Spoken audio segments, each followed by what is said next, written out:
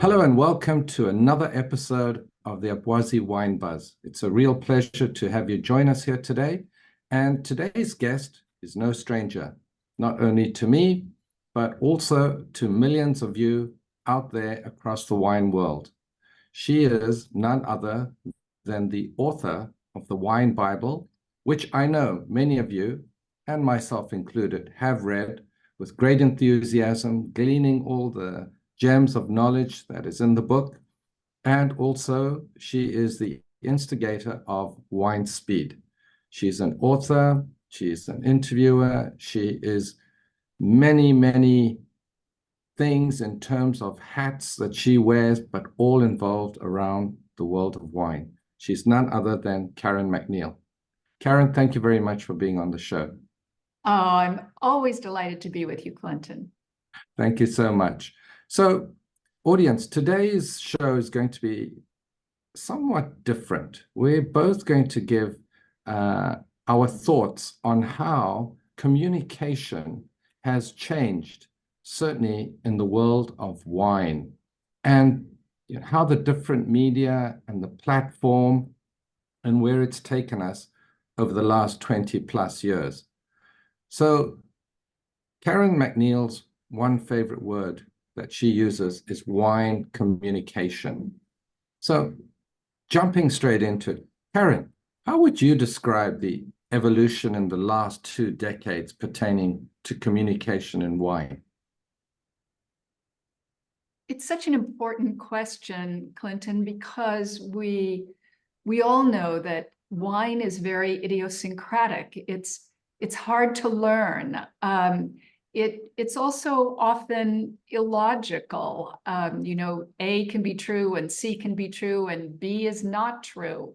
It can be technical. And just the sheer number of wines in the world can be daunting. So wine communications are very important today. And yet we're at something of a crisis period right now, as the number of ways in which people learn about wine is at an all-time low. It used to be the case here in the United States that almost every major newspaper had a wine column.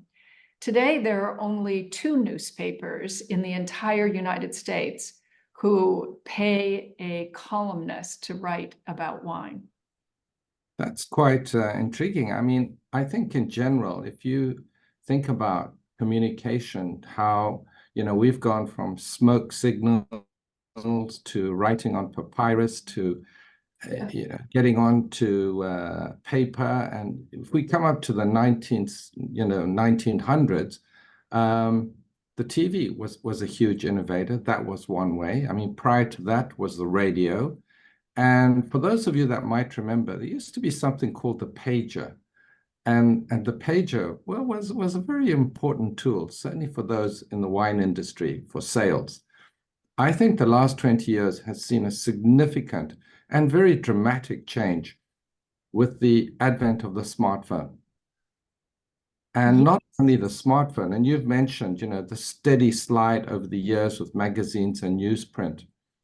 But do you feel it's reached the point of no return now for those in print, Karen? I mean, what are your thoughts on that? Yes, I know. For us, we watched a transformation that began about 5 or 6 years ago from print to absorbing information, news, and in fact, learning from the internet. You and I will both remember a time when the internet was not even really considered a valid fact-checking vehicle. It was just the Wild West, and it might be fun, but it wasn't serious journalism.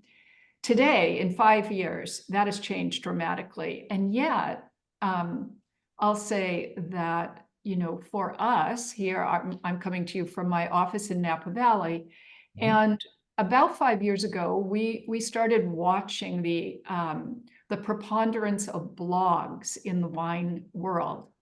Now, a blog, there used to be maybe one or two, maybe 10 years ago, but by 5 years ago, there were hundreds and hundreds of wine blogs.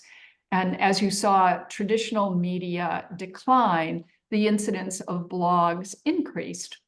We jumped into that field 5 years ago with a digital newsletter called Wine Speed not just because it seemed like everybody was writing a blog, but because when you do a book, and I know you've done books as well, you have editors, you have all these gatekeepers who you have to get past. And I have had some of the toughest fact-checking editors people who could make me cry every time I read their comments. But an I have editor, a feeling. yeah, an editor will make you think about what you think you know and make you fact check that and make you be sure of what you're saying. So all of a sudden with blogs don't usually have an editor. And so what I witnessed was all of this new information coming out via the internet, but frankly and sadly, lots of it was wrong because it was written quickly. There was no governor. There was no editor saying, how do you know this is a fact to a writer? And so we now find ourselves 5 years later in a sea of information, only some of which is actually the case. And that was actually my motivation for starting Wine Speed. I thought, I'm known for the Wine Bible, which is a big and serious book, but I'm going to jump into this other side of the pool because I want to bring to that sort of fast, exciting digital world. I not only want to write within that world, but I want to do it with the kind of fact-checking and the kind of editorial rigor that a book requires. Well, I mean, I agree with you. I mean, I've gone through that experience of having a book, books that were written, and my editor was also checking me.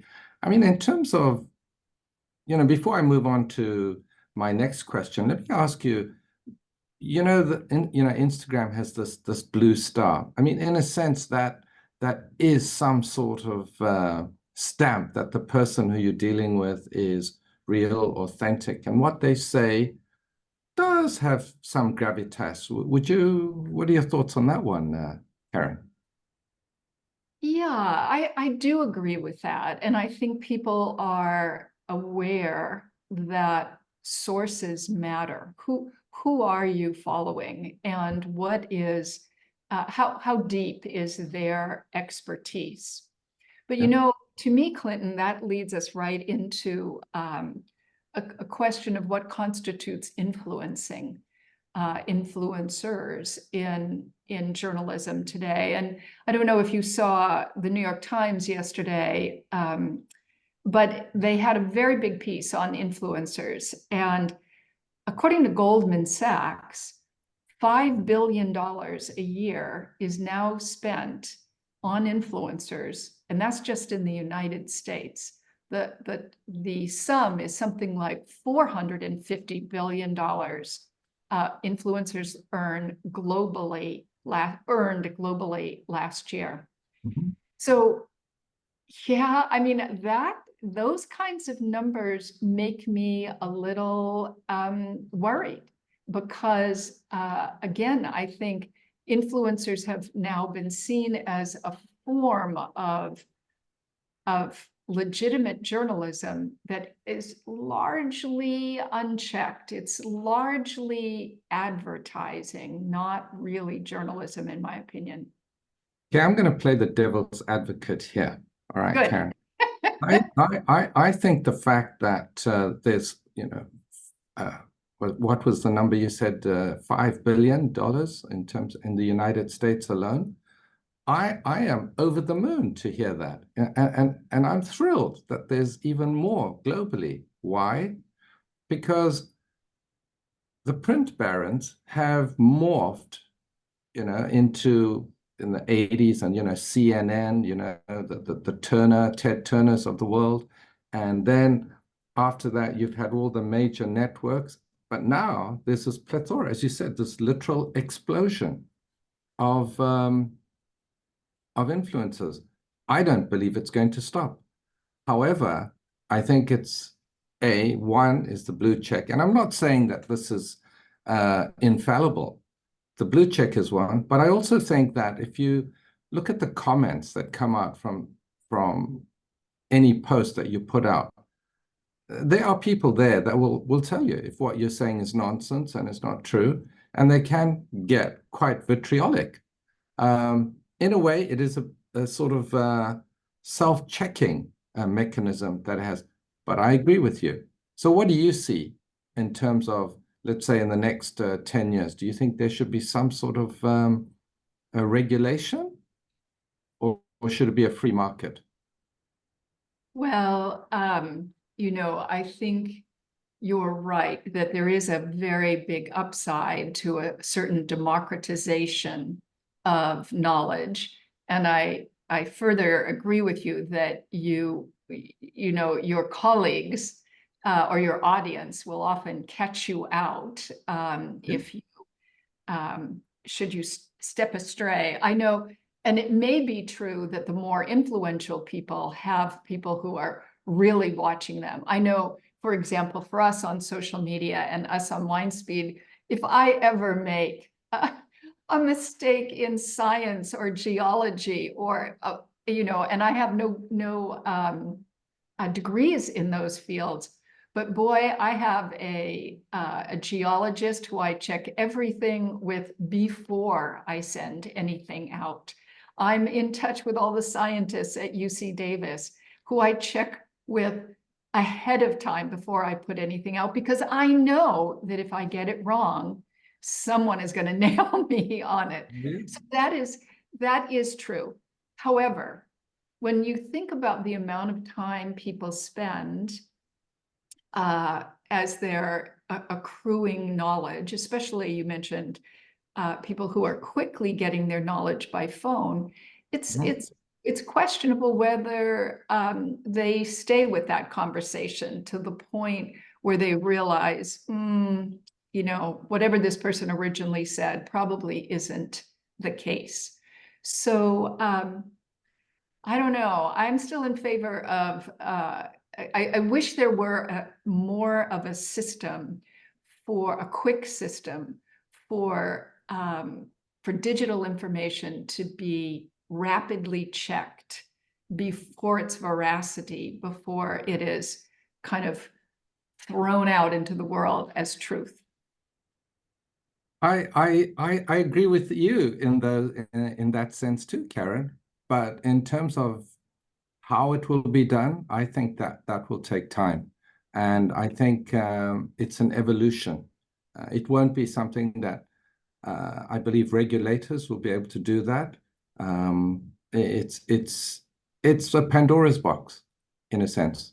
Yeah, the one good thing that I think more than one good thing, but one of the good things that has happened within that democratization is that, at least in terms of wine, lots of all kinds of new ideas have flourished in this system, where wine was kind of stayed 25 years ago. It was talked about in the same old way, and it was talked about primarily in a Northern European way. We use Northern European descriptors for wine. Our thinking about it remains kind of very British, since the British were the first to really develop a connoisseurship around writing about wine.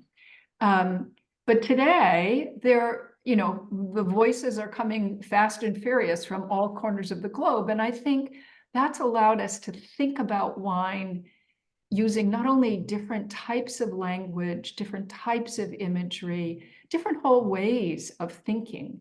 And that's wonderful. That I love.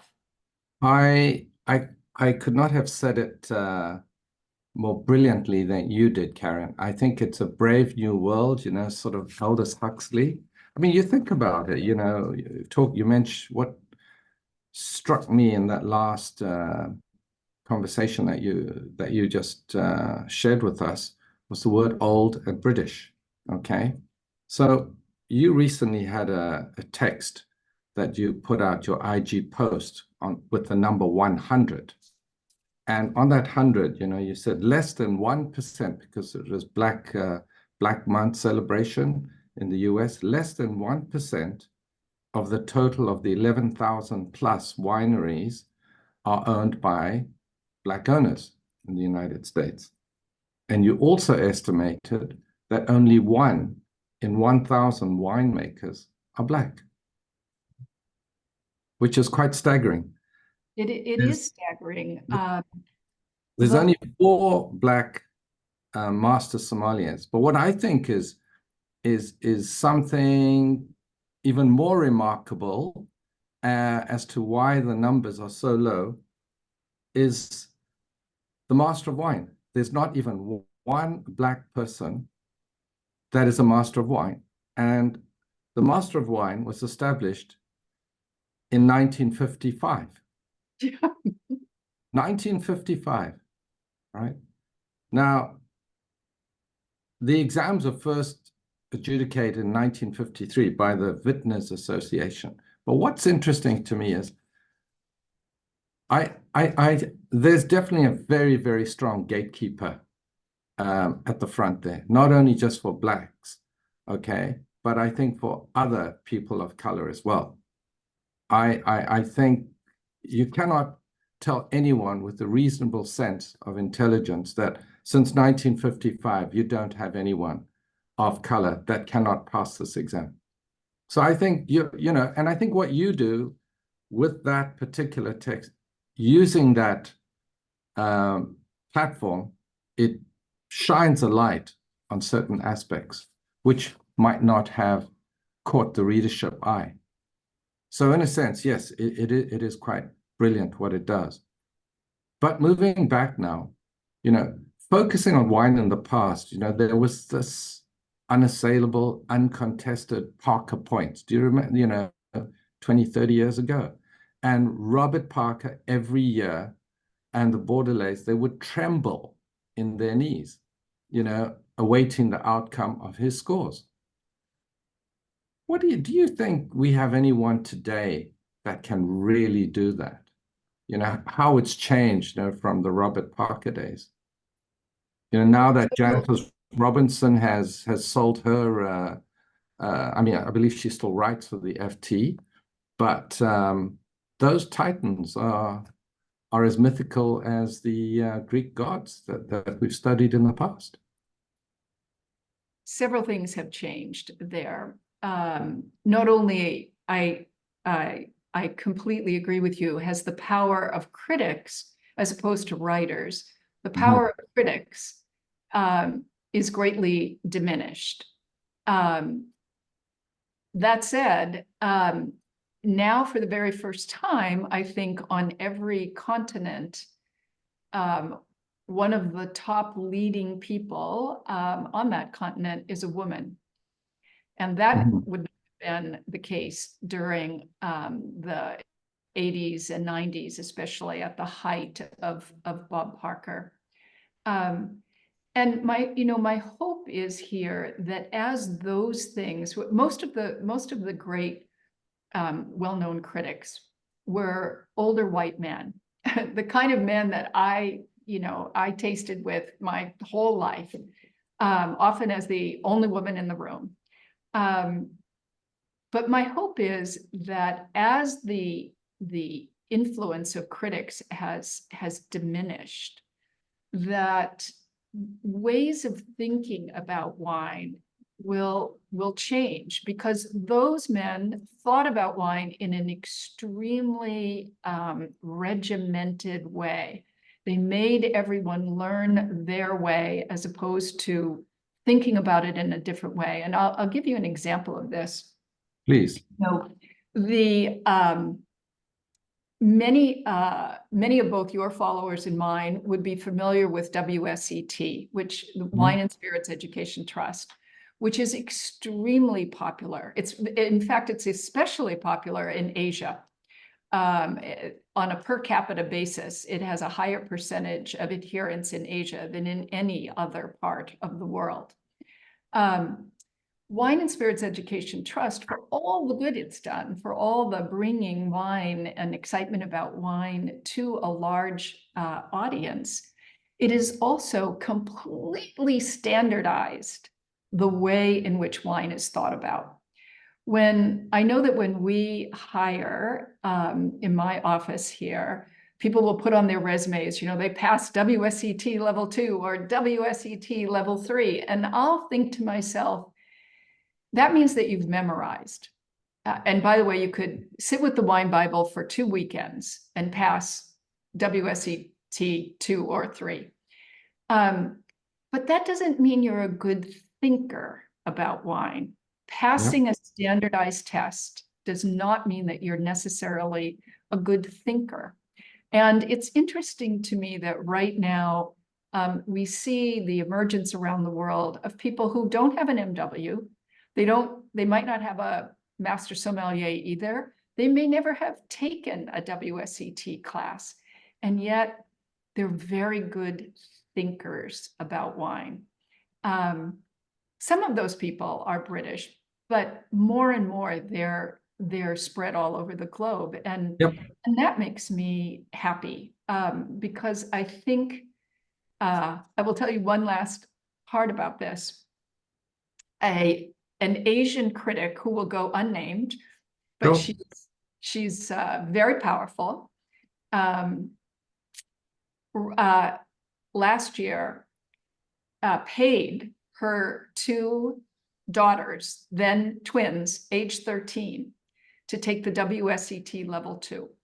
These girls had never even tasted wine before. They were 13 years old. WSET doesn't ask you how old they are, how old you are. So she gave them some books. They holed up in their room, memorized as much as they could, and easily passed WSET 2. The next year, they were 14. She did the same thing with WSET level 3. It took them 2 weekends of memorization, and they passed WSET level 3 at 14 years old, after 2 weekends of study. So what does this say to us? This says to us, wine is at this transition point. We're trying to educate lots of people, and that's unconditionally good. But our systems of education aren't necessarily the end all and be all, at least not yet. Well, I couldn't agree with you more in that sense. And there's a lot of agreeing on this program right now, but it's true. It is true. As you know, that I've also been involved in terms of online education. And the one aspect is when you are studying about a wine, it's not just the wine itself, the grape, the alcohol by volume, the level of acidity. It's the people. It's the history. It's what that bottle of wine represents.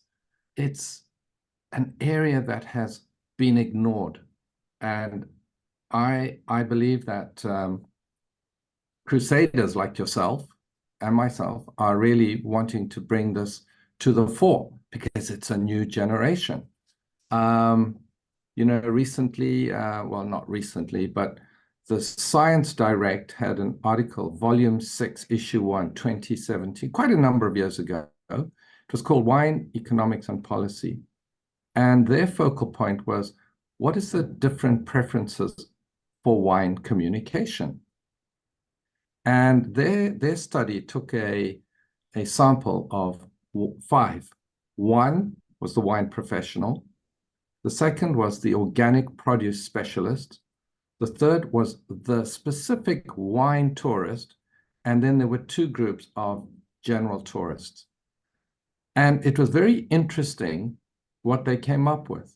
The wine professional was looking more for the technical background, as you and I would relate very clearly to that, being wine professionals ourselves. The organic product specialists were more concerned on the definition and how their products were being marketed. Whereas the wine tourists, they had no interest in that at all. They were more interested in the history and the background. But the general tourist was more concerned about the green, how they were bottling. Was it a good green policy? And that was in 2017. We're now in 2024, and this is all coming to fruition. You know, have you been seeing more and more of this, Karen, in your world? Well, I think two things are happening rapidly side by side. One is that wine is inherently communal, and otherwise it would all be packaged in single serving containers. It's supposed to be shared, right? And wine remains a people business. And when you can talk about people, and when you can get people together around the table or even around a screen, but still drinking wine together, we all know that there's a magic that happens there. It's happened for 8,000 years and it's not slowing down. I hope it's not slowing down. The second thing, though, I think, is that we see around us not just climate warming. It actually makes me mad when I hear people say climate warming. It's like saying sexual misconduct. Well, can we just call it rape? Right? Let's use the right word here. And in climate, it's climate chaos that every farmer, not just people who farm grapes, but every farmer is terrified about. And I think there's a general malaise, as there should be, among all of us because of climate. In fact, I read a piece this weekend, again in the New York Times, that used a term that I had never heard before, which is climate mortality. The number of people now who die every year, which is it's projected to be 40 million people between now and the end of this coming century, the century we're in, who will die as a result of heat, drought, flooding, something that happened as a result of climate chaos. So we have these two, one terribly impending and terrifying fact, and then one very heartwarming, let's share a bottle of wine together. And I think what we see, especially in millennials and younger people, are these two simultaneous ideas that are pervading the consciousness of people. I know that in the climate chaos world,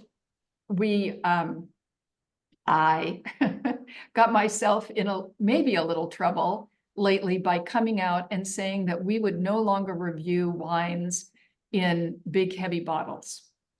Yeah, Bottles that weigh 4.5 pounds or more.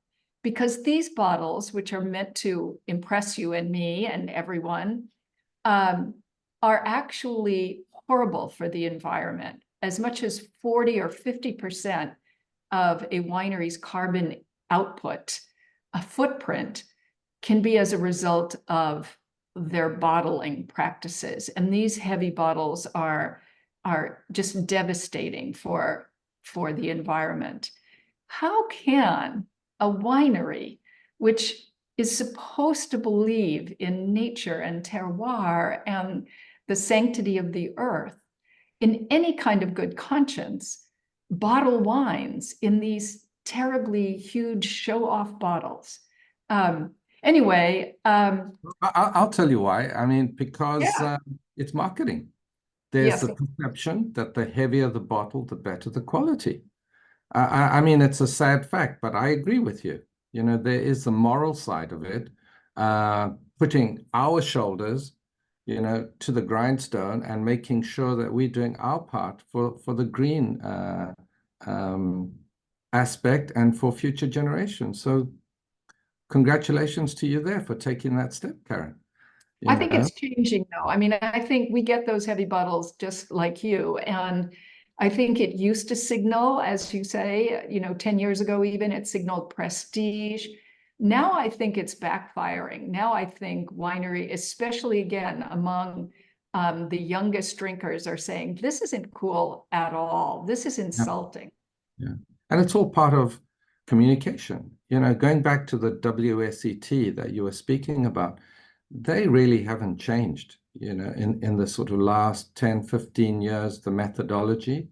In a way, I mean, it's a testament to the pillars of the British Empire that they had, and it still resonates in the wine world because they are, I think, in hockey parlance, the training school.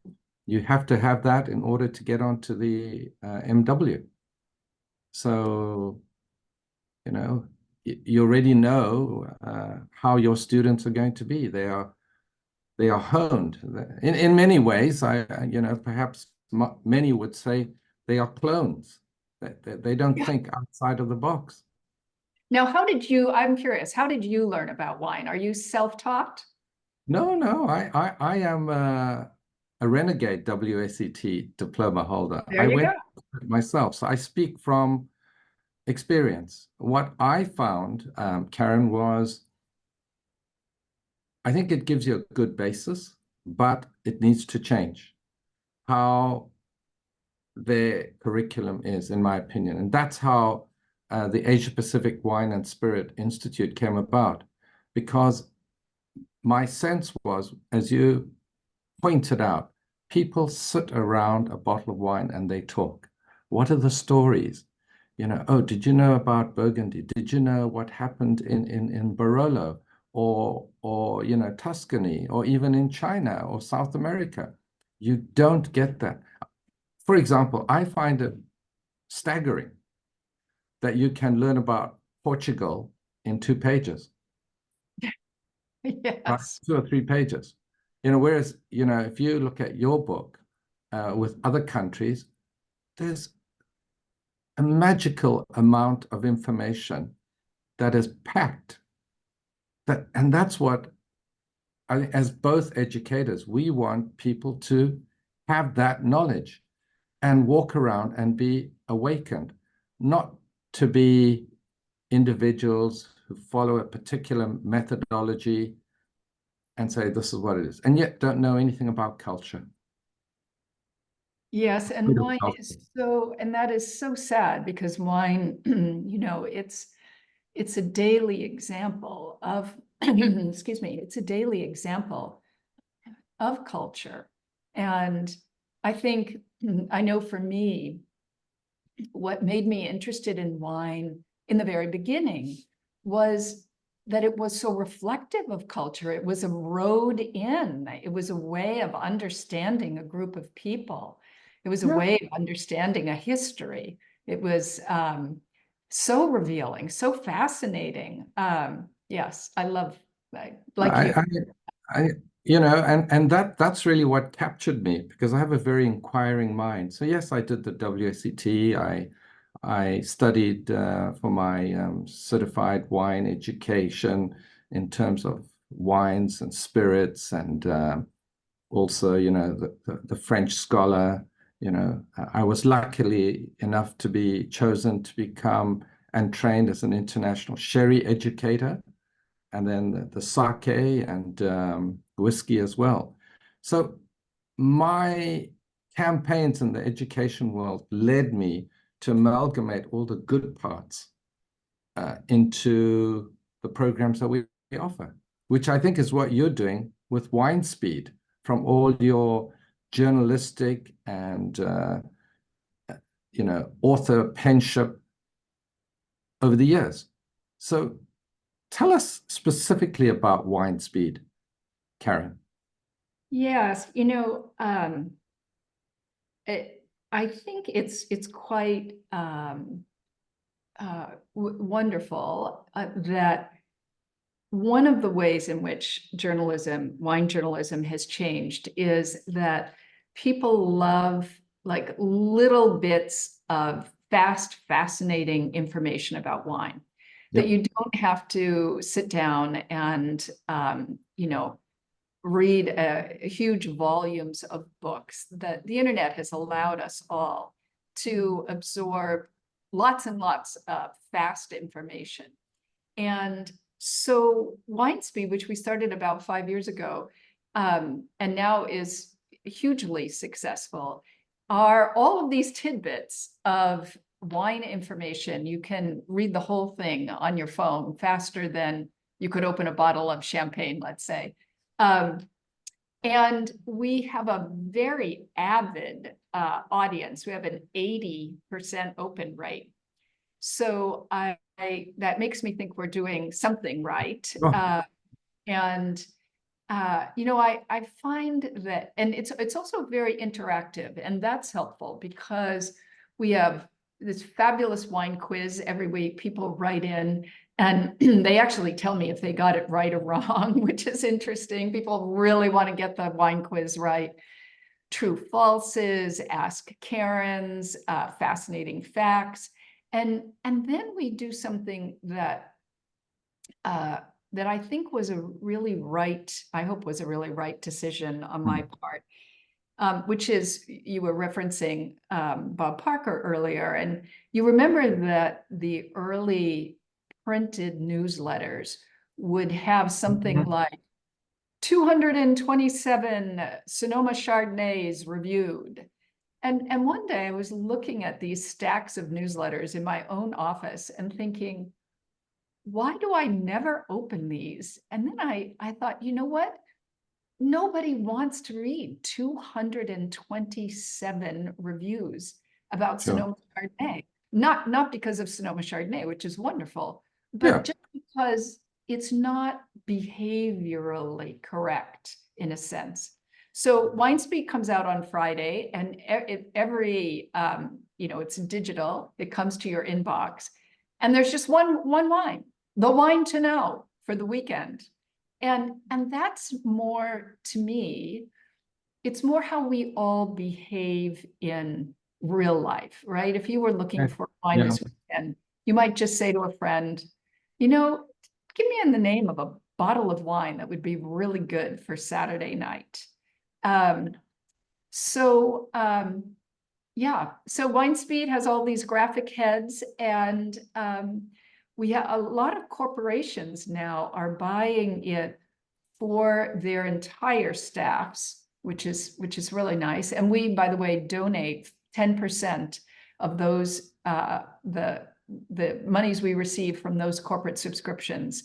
We donate to international wineries for climate action. But it's so much fun. It's your weekly dose of fascinating wine stuff coming right to your inbox. Well, congratulations on it, Karen. It's very laudable that you donate some of the money back. And one of the questions I was going to ask was, how do you gauge the audience? But with the 80% open rate, I think that speaks for itself. Now, are you the only writer, or do you have other contributors? I'm the only writer. I wish I wasn't. I'm the only writer, but we have a managing director who does a lot of the technical aspect of getting the letter up and running. And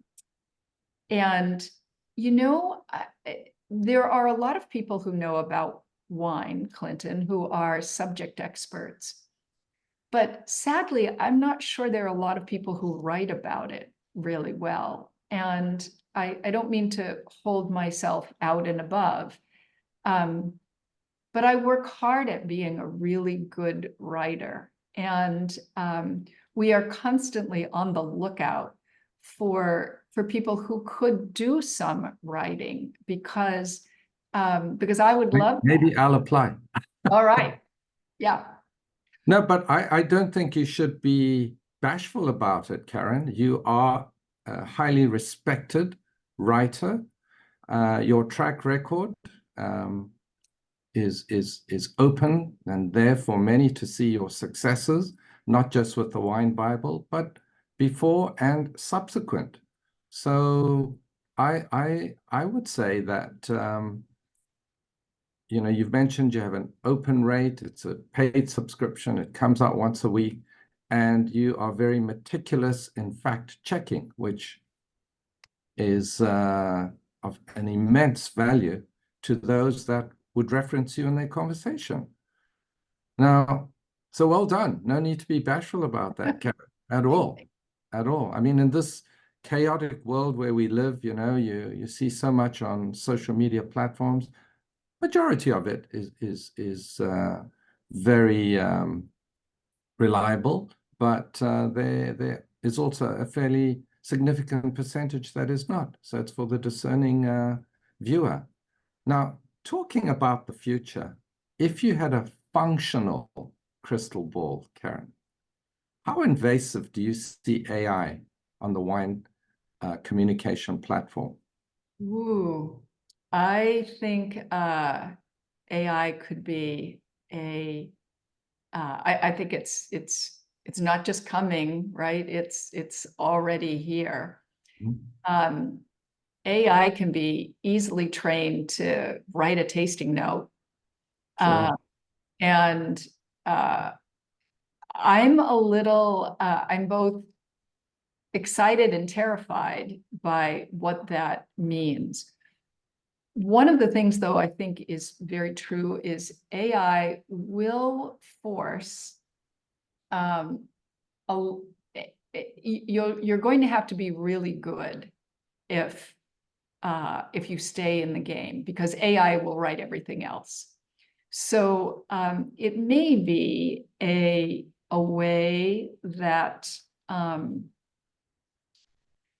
only the best writers and sort of critics sort of survive it, because a standard article about I don't know, how is champagne made? What is tannin in wine? Sure. These kinds Sure. of things AI could write in a heartbeat Like easily. that. Yeah. Yeah. So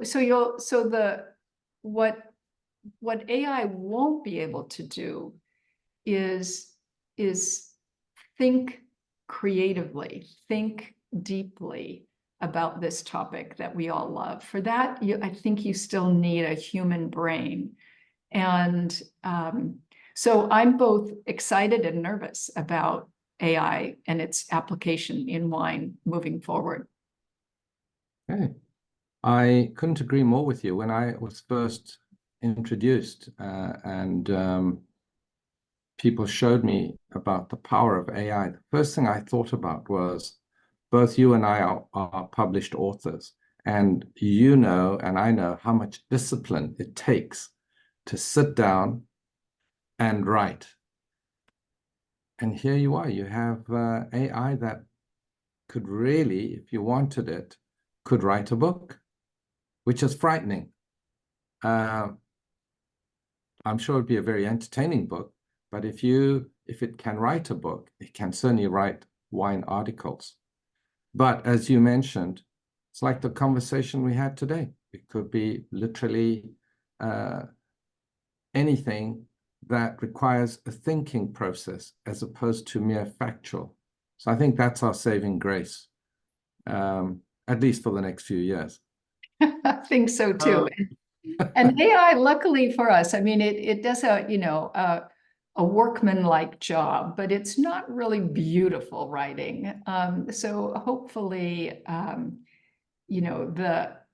to the extent that people are going to spend time reading, hopefully we'll all want to continue to read things that are beautifully written, as opposed to just absorbing a few sentences written by an algorithm.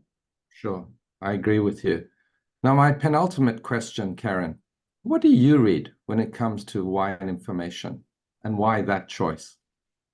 Yeah, I read both everything and nothing, meaning that I keep up very avidly with wine news from all over the world. Um, but and I read certain books on wine, but I don't read critics.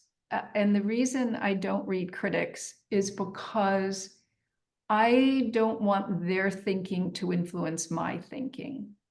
Yeah. And it was a decision I made as a young woman when I was first writing the Wine Bible. I thought to myself, you know, if I read Bob Parker and in those days Alex Mm. Vespilov and Robert Finnegan and all of the original great critics, I was afraid that just subconsciously somehow when they thought a wine was great, that if I tasted it, I would also think the wine is great. Not because I thought so, but because somehow their opinions were now Sure. in my head. Sure. So to this day, I don't read very many other critics. Mm. Um, I like making myself have my own opinions. And that resonates with what I'm often asked by people. They would say, who would you say we should follow in terms of which is the best wine? And my classic response has been, the best person to decide which is the best wine for you is you. Mm. You know what you like. You know what makes you feel that sense of relaxation or satisfaction, or just to have that peace of mind. It's only you. We're all very different. And, you know, I think, you mentioned certain individuals, no names mentioned, from Hong Kong, but I don't know how people can rate 30,000 plus wines in a year. I was just doing the numbers on that because it's not the same person. It's impossible for someone to do that. Even if you were to take 30,000 divided by 16 hours a day, your palate would die on you. So I think people need to think pragmatically and see what truly is out there. Now, finally, Karen, how do you see audio wine communication growing in the future? I think audio is at its at a new infancy. You may remember when talk radio was really big. I remember in the US in the 60s and 70s, talk radio was huge. I actually started my career as a radio broadcaster doing a radio show in New York called Living Well in New York, four Living with. hours every Saturday Okay. morning. Um, and I I love that medium. And I remember when television really, of course, television was invented a long time ago, but there was always this thought that television would supplant radio, that radio would go away, which of course Mhm. it never did, because there's something so charming about listening to a conversation. So today, one of the really exciting things are podcasts. Um, it's a field that I haven't really dipped my toe into quite yet, because because I'm always writing. But I love the idea that um, that wine communications shouldn't simply be about reading, that it can be visual, that it can be auditory. Um, I live very near my office here in the Napa Valley, and I sometimes wish that I actually had a commute, and that would force me to listen to longer podcasts. Well, on that note, thank you very much, Karen, for your insightful thoughts on wine communication. And audience out there, if you are thinking about wanting to get that information short, succinct, to the point, meticulously fact-checked, then Wine Speed would be the ideal choice for you. I myself subscribe to it, and I have found it enormously valuable. So thank you very much for joining us, Karen. And wishing you well. And until we meet again, audience, hope you join in to our next show. Thank you all. Thanks, Clinton. Great to talk with you as always. Thank you very much for watching our video. And if you liked our video, please like, share, comment, subscribe to our channel.